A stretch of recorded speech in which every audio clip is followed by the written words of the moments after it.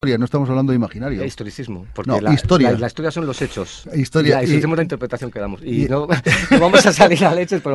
Pero es que es verdad. Y si quieres salto a la siguiente pregunta. No, pero te digo, salto a la siguiente pregunta. Digo, vale. ¿no piensas que la mayoría de los musulmanes carece de la información y los conocimientos sobre su religión y sobre la historia de su religión? Hombre, por supuesto. Bueno, claro, es que vamos pero a partir... escucha, no soy musulmán. Y además te diré que es que hay un problema fundamental, que es la falta de democracia. La falta de democracia en esos países, ¿no? Entonces, y también la culturización y, en fin, que bueno, que esa falta de información no solo está ocurriendo en este mundo global que llamamos en los países musulmanes. Te diré que solo los árabes son el 12%, ¿no? Aparte que la expansión del Islam es que fue rapidísimo. Creo que claro, en 2 siglos hubo una expansión a nivel universal. Eso es un hecho histórico que demuestra que no pudo ser por la fuerza de las armas. Y ahí entraremos a... Jorge, tenemos que acudir a esto, tenemos que hacer buscar un debate aparte. No, porque escucha, tienes que saber, y no me quiero meter mucho en profundidades, ¿no?, que la mayoría de la población hispano-musulmana era del credo arriano.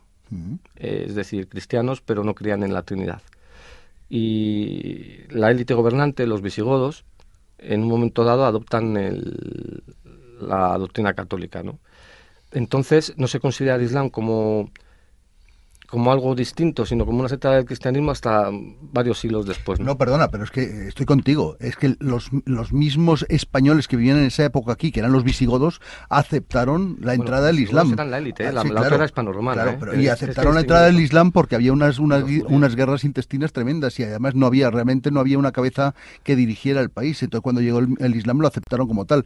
Pero yo no estoy hablando solamente en España, yo estoy hablando a nivel universal en la época. El Islam se desplegó mediante la conquista. No en todas partes. A ver, quiero decir, es un factor, lógicamente, sí, el de la conquista, pero no solo fue la conquista. Y escucha, y sin idealizar y sin nada, vamos a pensar que Córdoba tenía alumbrado público, alcantarillado, bibliotecas, que venían de toda Europa para ver cómo se organizaba un Estado. Quiero decir, la aportación...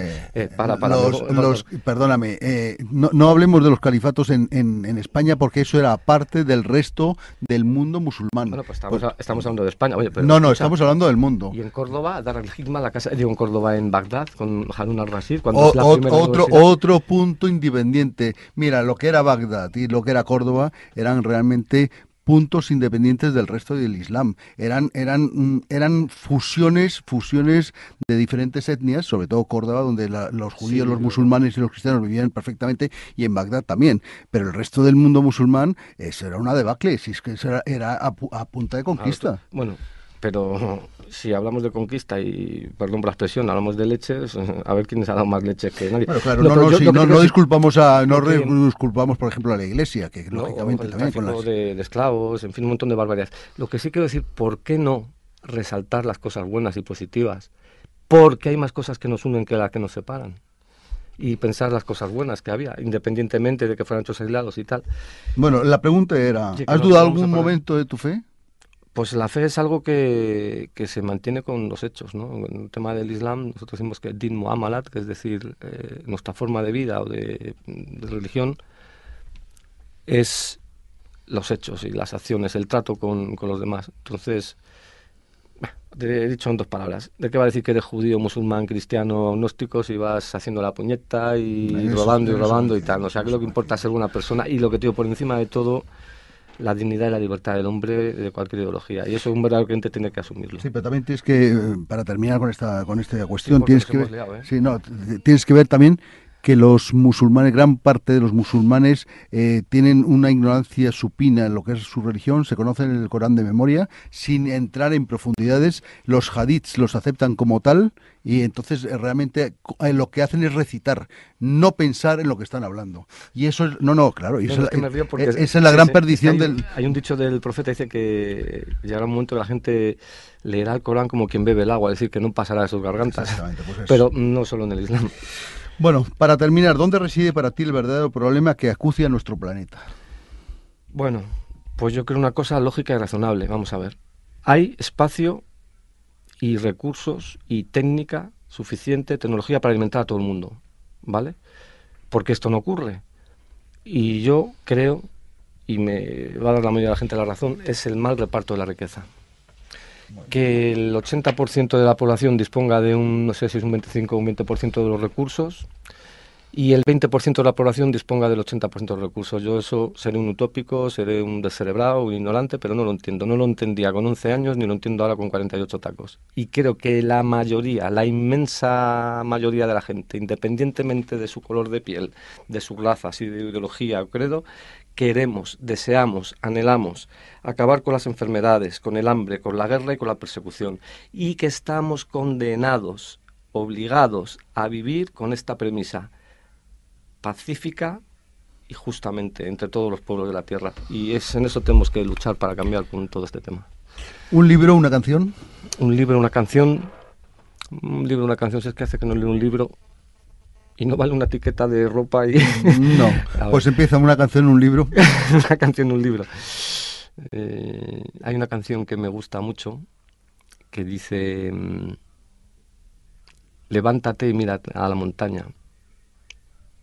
¿Sabes de quién es? De Víctor Jara. Joder, Víctor Jara, es que son palabras mayores. Se llama Padre Nuestro, ¿no? Para crecer, únete a tu hermano. Bueno, ¿libro? ¿Libro? Ay, no vale el Corán, por favor, ¿eh? Claro, si es que no leo, si me estoy quedando ciego, macho, de tanto ver muros a corta distancia que es que no cojo un libro, encima el internet me está quemando. Pues un libro, vamos a ver. Es que el último libro que me leí, un libro sobre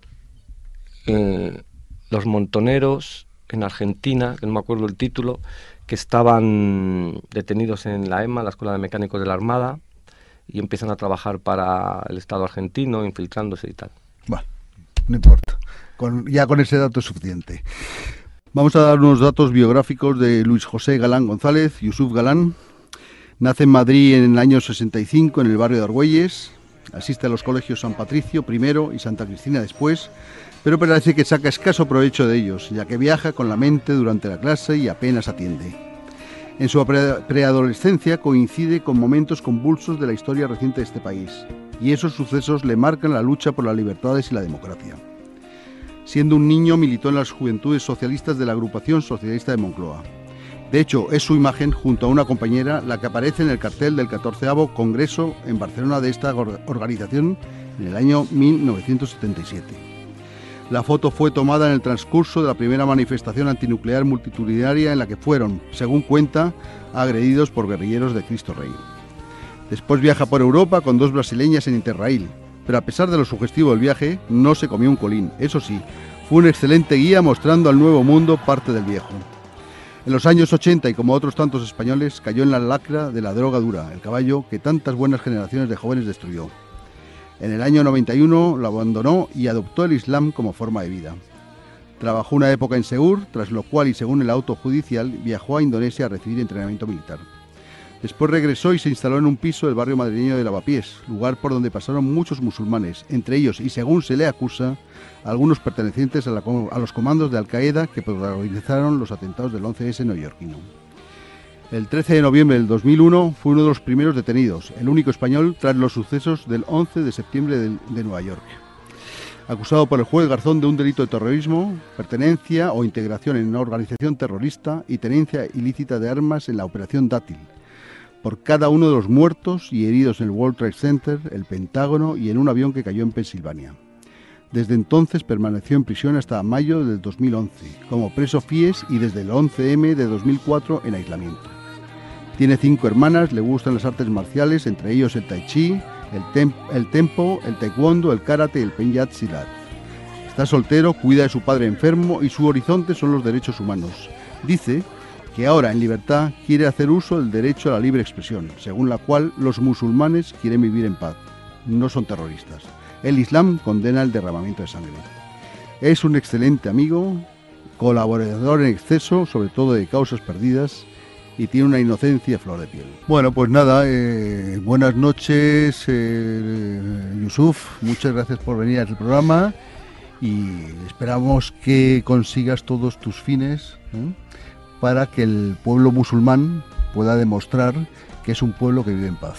Bueno, muchas gracias y vaya envolvente que me has hecho. No sé quién le pondrá el ojo morado a quién y si tendré yo unas esposas esperándome, pero esta me la pagas, como salga mal. Bueno, buenas noches y muchas gracias. Buenas noches. Hasta luego.